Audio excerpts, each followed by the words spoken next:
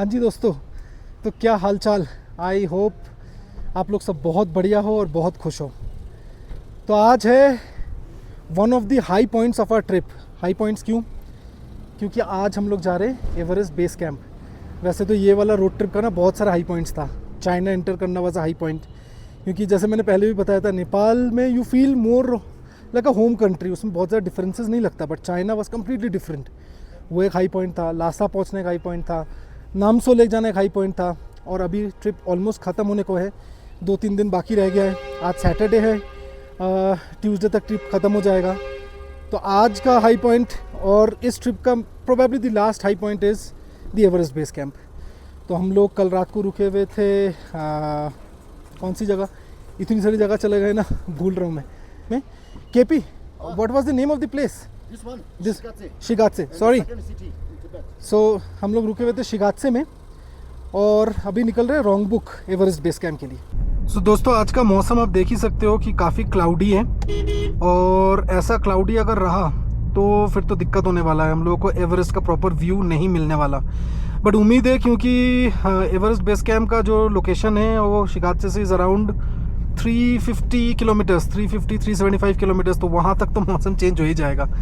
At least we are hopeful of that. बाकी आपने मेरा वीडियोस सारे देख रहे होंगे कि मैक्सिमम जो वीडियोस है वो शुरू होता है गाड़ी से ही या फिर रास्ते से।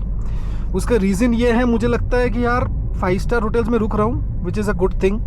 अब मेरे लिए रुकना इज़ ओके, ठीक है, मतलब साफ़ सुथरा होना चाहिए। बट मेरे लिए ये road trip is more important, कि आप ये जो चीज़ें देख रहे हो, चीज़ें एक्सपीरियंस करो, अपना गाड़ी से एक जगह से दूसरी जगह जा रहे हो, ये ज़्यादा इंपॉर्टेंट है। इसलिए मैं ज़्यादा फोकस उस पर कर रहा हूँ। बाकी 5 स्टार होटल्स रिलेटेड वीडियोस और व्लॉग्स तो यूट्यूब में बहुत सारे हैं, आप लोग वहाँ भी देख सकते हो। इस वाले टायर पे ना टायर प्रेशर मेरे को कम लग रहा है, इसलिए एक जगह मिला है, वहाँ पर अभी चेक करवा रहा हूँ। देखो हवा कम नहीं लग रहा है, मुझे तो लग ही रहा था।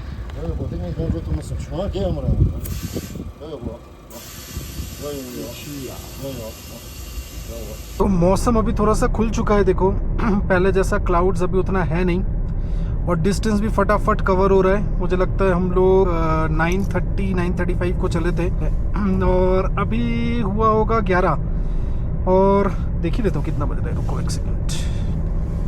हाँ, एग्जैक्टली 11 हो रहा है, और मुझे लगता है हम लोग 1.5 घंटे में 100 किलोमीटर के आसपास कवर कर चुके हैं।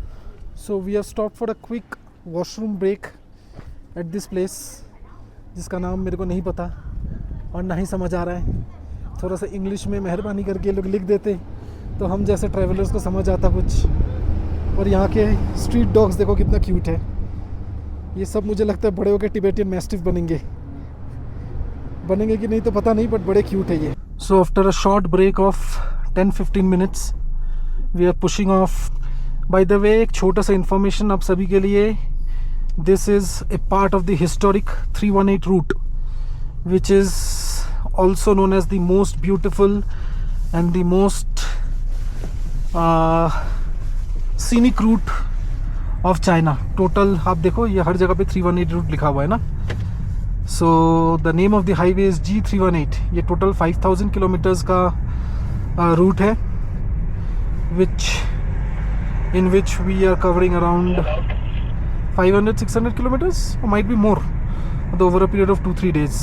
So guys, चढ़ाई शुरू हो चुका है, और जैसे ही चढ़ाई शुरू होता है ना, मेरा टेंशन बढ़ जाता है। सो पास जो था वो अच्छे से कवर हो गया, मतलब हम लोगों ने टॉप तक पहुंच गए थे बिना कोई दिक्कत का गाड़ी में। अब नीचे की ओर जा रहे हैं। अब नीचे में कोई दिक्कत इतना होता नहीं है।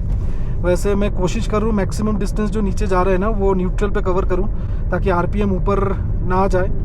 बट उसमें रिस्क ये है कि ब्रेक पैड्स बहुत जल्दी गर्म हो जाते हैं, इंजन ब्रेकिंग कर नहीं पाते हैं। बट थोड़ा मैनेज करना पड़ेगा, मतलब मिला जुला के कर रहा हूँ, कभी गियर पे और कभी सिर्फ न्यूट्रल पे। कितना सारा चीज़ संभालना पड़ रहा है। देखो गाड़ी का आरपीएम मीटर नहीं चलना चाहिए 2.5 के ऊपर, सारे व्यूज़ एंड शॉट्स भी कैप्चर करना है, ठीक है, टाइम पे भी चलना है, ये भी देखना है कि बाकी किसी लोगों का मेरी वजह से कोई दिक्कत ना हो। तो कितनी सारी चीज़ें हैं, है ना। तो इसे कहते हैं मल्टीटास्किंग, जो फुल ऑन चल रहा है अभी। कितना खूबसूरत लग रहा है, देखो पूरा वैली दिख रहा है यहाँ से, एकदम दूर तक दिख रहा है, और दूर छोटे छोटे घर है, कोई छोटा सा टाउनशिप आ रहा होगा। और इधर ठंड में क्या हालत होता होगा सोचो। अभी मई का महीना चल रहा है, मई इज़ ऑलमोस्ट ओवर है। इसमें 9 डिग्री 10 डिग्री टेम्परेचर है, रात को 3-4 डिग्री हो जाता है। और प्रॉपर जब विंटर्स होता होगा तब क्या हालत होता होगा यहाँ पर। So what a lovely place to stop for a cup of coffee, हाँ है ना। ज़बरदस्त वाला ठंड। कोई तो एक पास है जिसका नाम मेरे को पता नहीं, उसके ऊपर रुक के हम लोग अभी एंजॉय करेंगे कॉफ़ी। और ये नीचे नदी देखो कितना नीचे है ना। काश मेरे पास भी 4x4 होता तो मैं यहाँ से नीचे चला जाता, गाड़ी लेके आराम से चला जाएगा इधर तो। और अपना convoy Hilux, EcoSport, Compass, Nissan Terra and the Fortuner.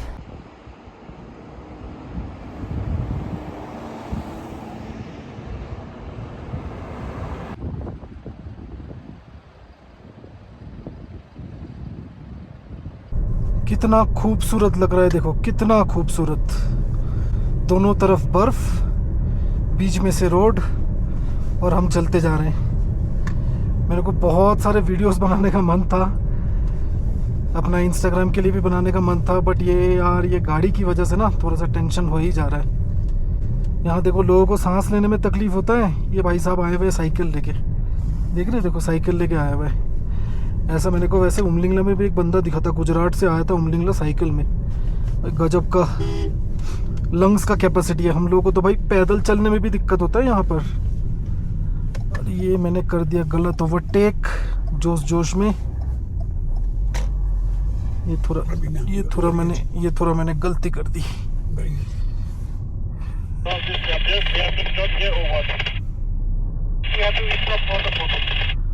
तो अभी देखो वॉकी में बातें चल रही, फोटो का खाली है। खाली है।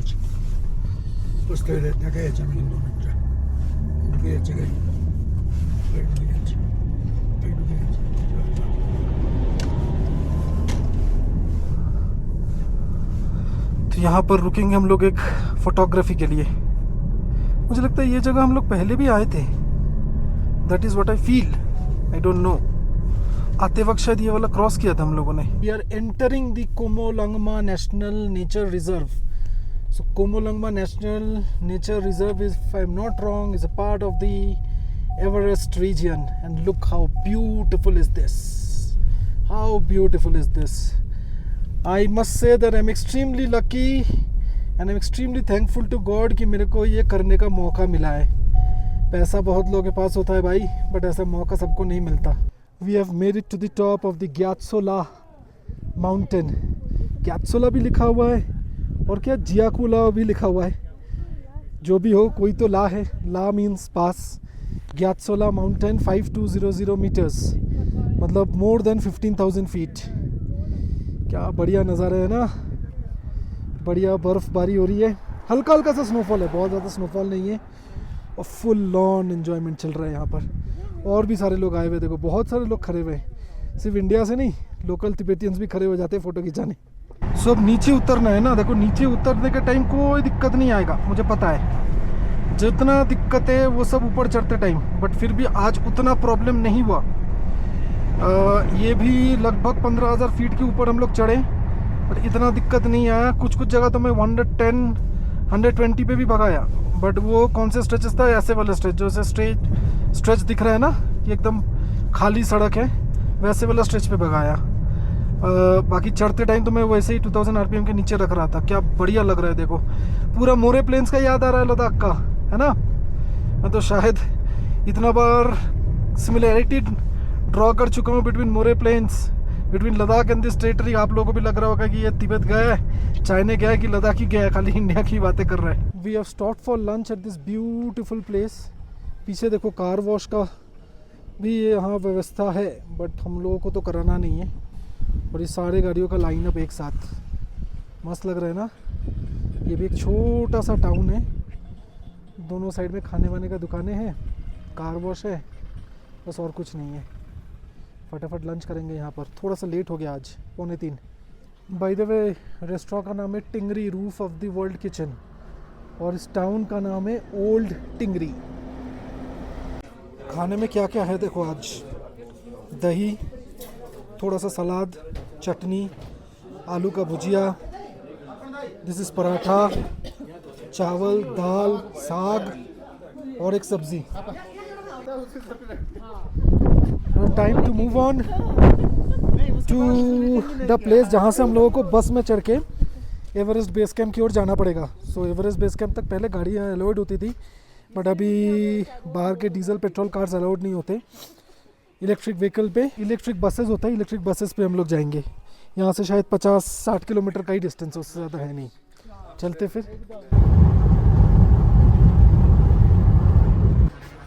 We have stopped for a quick refuelling break. यहाँ पर से जब से हम लोगों ने चाइना घुसा है ना, हम लोग -20 वाला डीजल ही डाल रहे हैं, क्योंकि यहाँ पर ठंड इतना ज़बरदस्त होता है, -20 वाला डीजल लेना ज़रूरी है। ये आवाज़ देखो, ये ट्रक्स का साउंड देख रहे हो, बाप रे बाप, क्या ज़बरदस्त आवाज़ है इनका। इनका हॉर्न्स भी बिल्कुल अलग है, एक तो साइज़ में बहुत लंबा है, हॉर्न भी अलग, एकदम अलग है। फोर्ड ब्रोंको देखो क्या खूबसूरत लग रहा है देखने में यार, this is so beautiful. Ford Bronco around 215 Chinese yuan का डीजल रिफिल हुआ यहाँ पर। इसको शायद RMB भी बोलते हैं, मैं तो चाइनीज़ युआन ही बोल रहा हूँ सारे वीडियोस में। Mount Everest in the local language is called as Qomolangma, और ये सीधा रास्ता जाएगा माउंट एवरेस्ट। यहाँ से मुझे लगता है 15-20 किलोमीटर हम लोग को ड्राइव करना अलाउड है, क्योंकि माउंट एवरेस्ट का एक बोर्ड लगा हुआ था 98 किलोमीटर्स। इतना दूर तो खुद का गाड़ी अलाउड नहीं है। उसके बाद we have to take the electric buses. I am very excited. I still can believe my dream is coming true.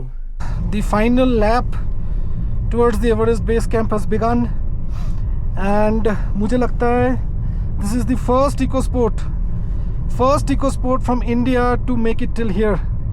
मुझे नहीं लगता कि और कोई फोर्ड इको स्पोर्ट यहाँ तक आया है। वैसे ही इंडियन गाड़ियाँ बहुत कम आ चुकी हैं यहाँ पर, उसमें से Ford EcoSport I am sure is an absolute exception. I am at a loss of words actually. मुझे बिलीव नहीं हो रहा है कि जो 2018 में मैंने ड्रीम देखा था वो ट्रू होने वाला है अभी कुछ देरों में। अनफॉर्चुनेटली पहले जैसा एवरेस्ट बेस कैंप तक गाड़ी अलाउड नहीं है। मैं बार बार इस वीडियो में यही चीज़ दोहरा रहा हूँ, क्योंकि पहले अलाउ होता था, अब अलाउड नहीं है। अब एक पॉइंट तक हम लोग को अपना गाड़ी से जाना पड़ेगा, फिर वहाँ से बस लेना पड़ेगा। भैया चढ़ाई तो बहुत ज़्यादा है, ये देखो दूर तक अगर दिख रहे हो बसेस जा रहे हैं, दिख रहे हैं वो ऊपर देखो बसेस। और मैं सेकंड गियर थर्ड गियर भी चल रहा हूँ, उससे ज़्यादा कोशिश भी नहीं कर रहा हूँ। अगर तबीयत की बात करें तो अभी तक तो ठीक है, इतना ज़्यादा दिक्कत हो नहीं रहा है, बट हाँ हल्का हल्का ब्रेथलेसनेस तो हो रहा है। वो तो एक्सपेक्टेड था। मैं साथ में ऑक्सीजन कैन कैरी कर रहा हूँ, अभी तक उसका ज़रूरत पड़ा नहीं है। अब जहाँ पर गाड़ी रोक देगा वहीं पर मिलते हैं सीधा। बहुत ज़्यादा बात करने से भी ना ऑक्सीजन हंगर होता है।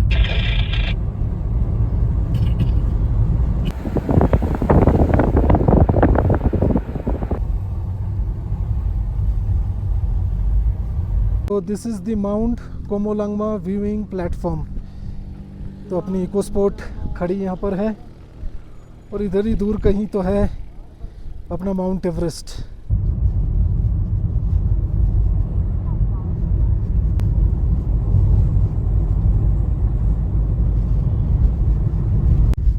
सो ये व्यूइंग प्लेटफॉर्म जो था वो काफ़ी ऊपर था, वो उस तरफ, ये ऊपर की तरफ कहीं पर तो था। अब हम लोग फिर से नीचे की ओर जा रहे हैं। अब मुझे समझ नहीं आ रहा है कि जहाँ पर हम लोग को गाड़ी छोड़ना है वो नीचे ही रहेगा कि फिर से कोई हम लोग को ऊपर चढ़ना रहेगा।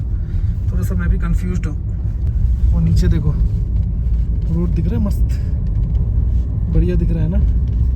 नमस्ते दोस्तों, हम हैं तासिंगोक पे। ये एवरेस्ट का बेस कैंप का गेट है।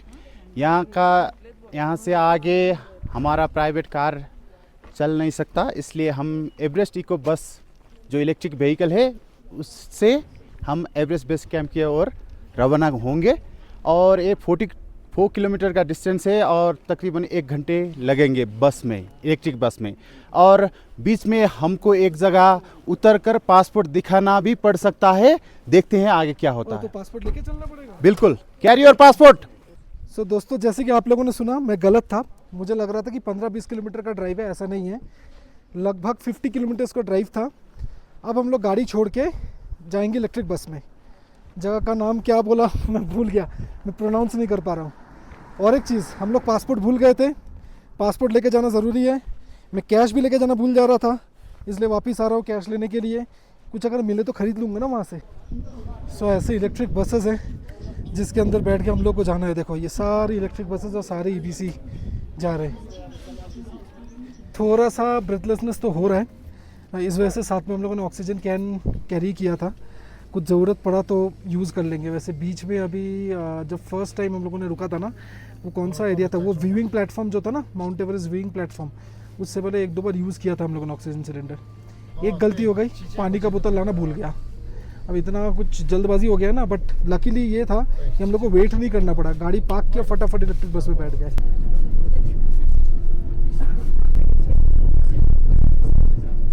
So guys, we have finally made it. That's the Mount Everest for you. 6 years of planning, dreaming, manifestation and whatnot. We have finally made it. That's the Mount Everest. What a lovely feeling. बहुत अच्छा लग रहा है मेरे को, मतलब I just can't express कि how proud and how happy I am. বাবা কেমন লাগছে মাউন্ট এভারেস্ট? দুর্দর্শ, এই 15,000 ফুটের ওপরে দুর্দর্শ। যেমনি ঠান্ডা তেমনি আনন্দদায়ক পরিবেশ, তেমনি রোদের তেজ, তার সঙ্গে ওপরে বরফ, একবার আলাদা আলাদা। আশা করেছিলাম যে এরম পর্যন্ত যেতে পারবো, সেটাই ভগবানের অশেষ কৃপা যে এই বয়সে এত দূরে আসতে পেরেছি, এই হাইটে আর এই পরিবেশে।